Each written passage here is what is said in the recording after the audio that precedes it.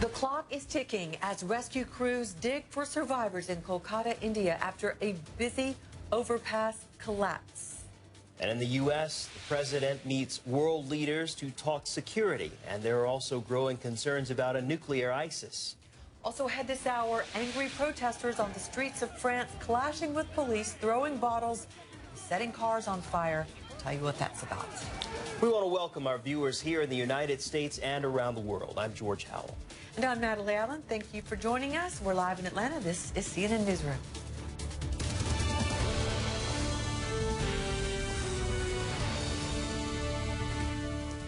And we begin with the U.S. presidential race and the next big electoral contest on Tuesday in Wisconsin. There's been a big shift among the Republicans, and Ted Cruz is leading in that state. That's right. In fact, the Fox Business Network survey released on Thursday shows Ted Cruz with a 10-point lead over Donald Trump, 42 to 32%. Only 19% of likely Republican Wisconsin voters support John Kasich. This is the second poll this week with Cruz on top. This comes as a very well-funded group supporting Kasich released a scathing Cruz attack ad. Many just call him Lyin' Ted. Lied about Ben Carson to steal a win in Iowa. Lies about being the best for the GOP when polls show he can't even beat Hillary Clinton. His TV ad about John Kasich? Lie. Stations had to pull it off the air. If Ted Cruz's mouth is moving, he's lying.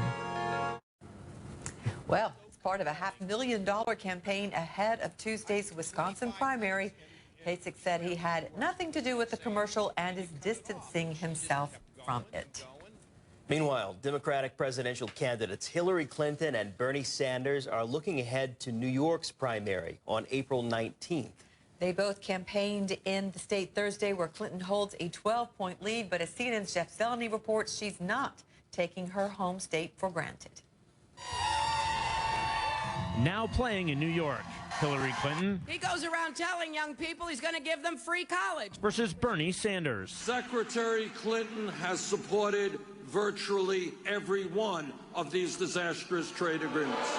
The Democratic rivals dueling on their home turf for a whopping prize of 247 delegates. I grew up in Brooklyn, New York. Their fight is also now revolving around that other New Yorker, Donald Trump. Just yesterday, Donald Trump said women should be punished for having an abortion. Both Democrats seizing on his comments about how women should be punished for seeking an abortion. He recanted his words, but that did little to stop the firestorm. Sanders tweeted, "Your Republican frontrunner, ladies and gentlemen, shameful." By now, the Clinton campaign had hoped to be focusing on Trump and Republicans alone. But at a rally not far from her Chappaqua home, Clinton found herself tangling with Sanders supporters. She wins, we lose. Oh, I know. The Bernie people came to say that. As Clinton loyalists rallied to her aid, she had the last word. What I regret is they don't want to hear the contrast between my experience, my plans, my vision, what I know I can get done, and what my opponent is promising. But as she shook hands, an environmental activist clearly got under her skin. As captured in this video posted by Greenpeace and circulated by an anti-Clinton super PAC. I am so sick of the Sanders campaign lying about me. I'm sick of her. It's a stark reminder the Democratic primary is also boiling hot. In Wisconsin, which votes Tuesday, Sanders leads Clinton by 4 percentage points. Here in New York, Clinton holds a 12-point lead, but she's not resting easy, even dispatching former President Bill Clinton to union halls across New York City. Before a nighttime rally in the Bronx, Sanders stopped in Pittsburgh. What an extraordinary turnout. He lashed out at Clinton's support for trade agreements and ties to Wall Street. I just don't know why Wall Street has not invited me to speak before them. You know, I got my cell phone on. I'm waiting for the call. Of course, Wall Street and income inequality, two of the issues that are central to this Democratic primary fight, and certainly here in New York. Now, one of the questions that's been asked about the Sanders candidacy is, can he attract a diverse set of voters? Well, at this rally behind me here in the Bronx, you can tell it is one of the most diverse rallies we've seen. So for tonight, at least, the answer is yes. The Sanders campaign believes that going forward, the states play well to their strengths. They can attract a diverse set of voters. So that's why the New York primary on April 19th is so important to how long this Democratic race will go. Jeff Zeleny, CNN, New York. We are also following that major nuclear security summit in Washington. Leaders from Japan, from South Korea, and the United States are pledging to stand together against North Korea's nuclear ambitions. U.S. President Barack Obama also met Chinese President Xi Jinping. China, a key economic ally to North Korea, and Beijing has been criticized before for not doing enough to enforce Western sanctions against Pyongyang. Of great importance to both of us is North Korea's pursuit of nuclear weapons, which threatens the security and stability of the region. And President Xi and I are both committed to the denuclearization of the Korean Peninsula and full implementation of UN sanctions. So we're going to discuss how we can discourage action like nuclear and missile tests that escalate tensions and violate international obligations. Alexandra Field is in Brussels, where there are growing concerns of terrorism going nuclear.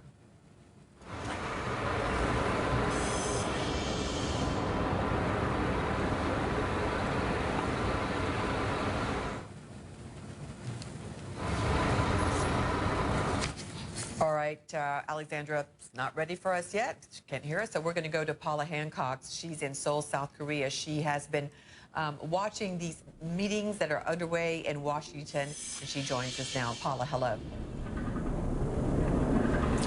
Hello, Natalie. Well, yes, those meetings really have been focusing on North Korea when it comes to the meeting between President Obama and the Japanese and South Korean leaders. Now, just in the past few hours also, we've heard from the Joint Chiefs of Staff that North Korea has fired one more missile. This has been happening fairly frequently over recent weeks, a surface-to-air missile from the east coast of the Korean Peninsula into the sea. So certainly this is one of the things that leaders will be watching. They are focusing on whether or not the sanctions that have been taken against North Korea recently will be fully implemented. Certainly all sides want to see that. President Obama saying he wants to restore a sense of stability and peace to the region. All three of those leaders agree with that. And also President Park Geun-hye of South Korea saying that she wants to make North Korea understand that it cannot survive without giving up its nuclear program. Natalie? What do we expect as far as these sanctions continue, Paula? What more perhaps can be done to see if they're having an effect on North Korea? Well, I think the accepted person responsible or country responsible is China. The fact that they share that very large border with North Korea, the fact that most trade goes through China, and the fact that much of the smuggling in the past has gone through that border. So clearly it is heavily up to China, not solely, to implement those sanctions. All cargo in and out of North Korea now must be inspected according to these sanctions. And we have heard from President Xi through the Xinhua state-run news agency in China saying that he is stressing all parties should fully and strictly carry out the UN resolutions, also calling on all sides to refrain from any rhetoric or action that could increase tension. So certainly, according to Xinhua news agency, the Chinese president is very clear that he wants full implementation of these sanctions. Certainly, Beijing surprised many by even agreeing to these sanctions in the first place. But if fully implemented, according to experts, they could have an impact on the potentially on the missile and nuclear program. But of course, it'll be until the end of the year, they say, until we even know if they are having any kind of an impact. Natalie? Thank you, Paula Hancock, for us in Seoul, South Korea, and we will talk with Alexander Field in Brussels soon here when we reestablish contact. In Kolkata, India, a rescue operation is underway there. Rescuers are still digging through rubble. They are searching for people who could still be trapped under a highway flyover that collapsed.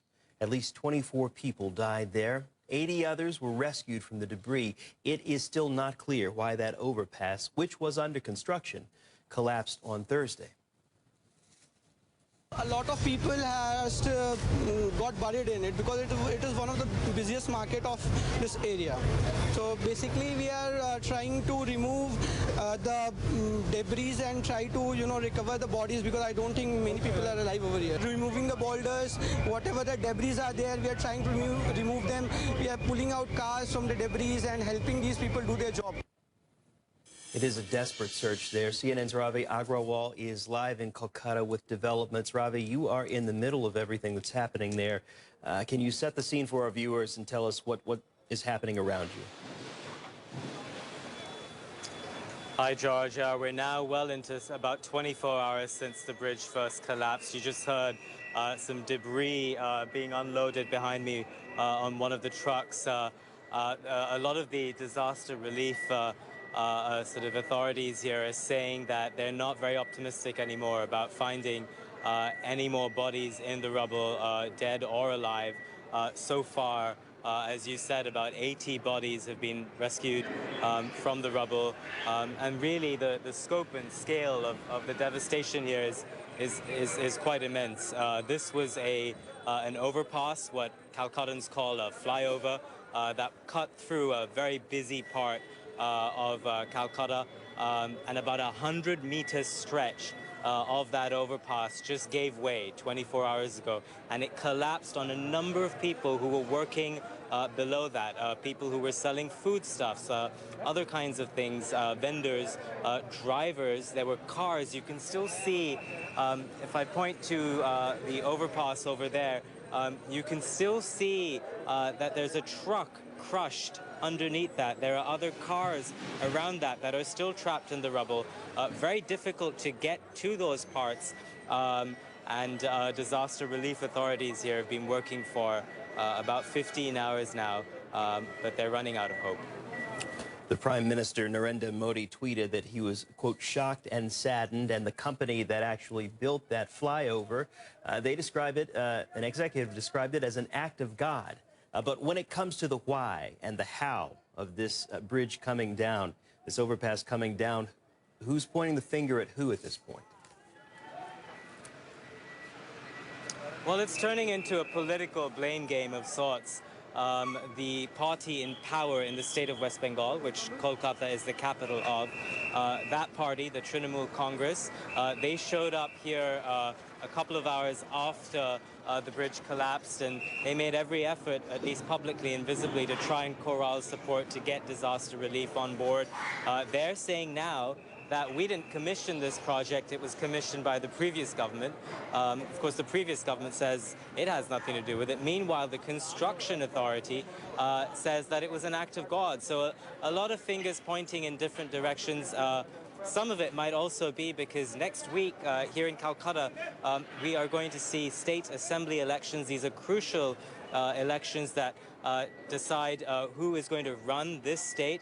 It also has a national impact in terms of how many seats the ruling party gets in power in New Delhi. So very consequential elections and a lot of fingers being pointed here. But really, this is the scene of immense devastation. And this is where rescue efforts are ongoing right now. And hopefully they might be able to rescue more people. So much happening there behind you, very active scene, and certainly the hope is that those teams there are able to find anyone else that's trapped under that debris. Ravi Agrawal, live in Kolkata, thank you so much for your reporting, and we will stay in touch. We want to turn now back to the nuclear summit we were talking about a moment ago. In a few hours, world leaders will have a special session on the nuclear ambitions of ISIS militants. U.S. President Barack Obama met with his French counterpart on Thursday. The two countries pledged to step up their efforts to fight terrorists. This is obviously an occasion in which we are deeply concerned about nuclear security, making sure that nuclear materials don't fall into the hands of terrorists. But in the wake of the Brussels attack, with our memories of the tragedy in Paris, we have not only great urgency around the nuclear issue, but eliminating generally the scourge of terrorism. So there are concerns of growing concerns of terrorism going nuclear, and our Alexandra Field joins us live from Brussels, Belgium, with more about this. A very serious and terrifying thought there, Alexandra. Well, sure, Natalie, it is serious, it is concerning. What it isn't, however, is new, and that's sort of the message that you get when you speak to officials here in Belgium. They say, look, they know that ISIS has an interest in nuclear sites.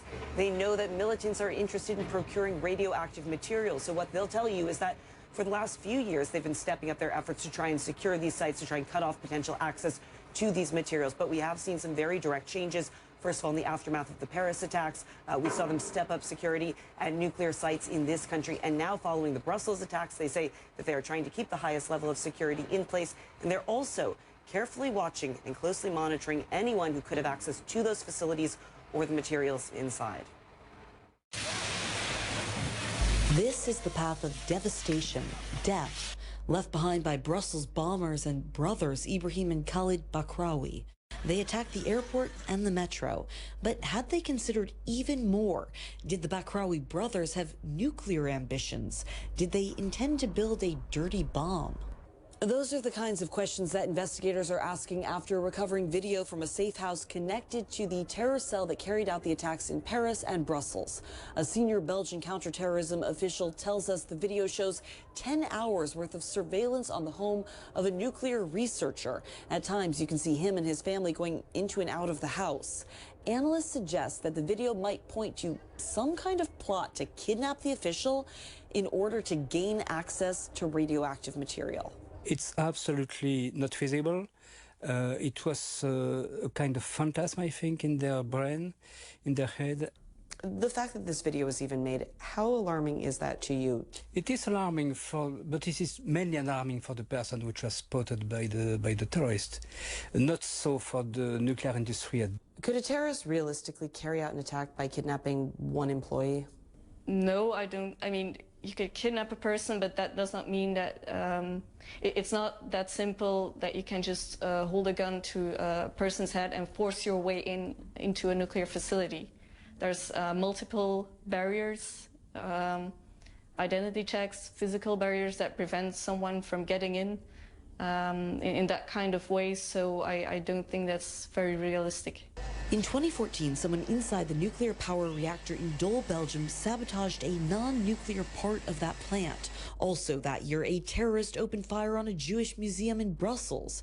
After those incidents, security around Belgium's nuclear facility was stepped up, according to Belgium's Federal Agency for Nuclear Control. Following the Paris attacks, armed guards were assigned to protect the facilities, in line with practices at other nuclear power plants in Europe. And in the days after the Brussels bombings, 4 employees had access to various facilities taken away, part of a policy of constant monitoring. Some of the measures recognized in a recent report from Harvard's Kennedy School, saying Belgium has made some of the most substantial nuclear security improvements in the world. The country had been criticized for failing to strengthen nuclear security sooner. No one is suggesting that Belgium's nuclear security is compromised or that there's a set of new threats here that Belgium can't cope with. Really, though, the question is whether nuclear security in Belgium is as good as it can possibly be. Investigators might never know whether the Bakraoui brothers intended to build a dirty bomb or what methods of destruction they may have considered. Only the damage left behind. And Natalie and George, in terms of that decision to revoke the access of 4 employees in the aftermath of the Brussels attacks, the Federal Agency for Nuclear Control says that decision wasn't necessarily connected to the attacks themselves. They say this is a process that is continually ongoing. They're always watching and evaluating employees. However, they do say that in one of the cases, one of those 4 cases, that employee's access was revoked after colleagues reported that this person had what was described as an inappropriate or an unusual reaction to the images of the attacks that the whole world was seeing on that morning just last week. Natalie, George. That's curious. All right. Alexandra Field Force there in Brussels. Thank you. You're watching CNN Newsroom. Still ahead, anger boils over into violence in France as these protesters tell the government its plans for labor reform will do more harm than good. Full details straight ahead.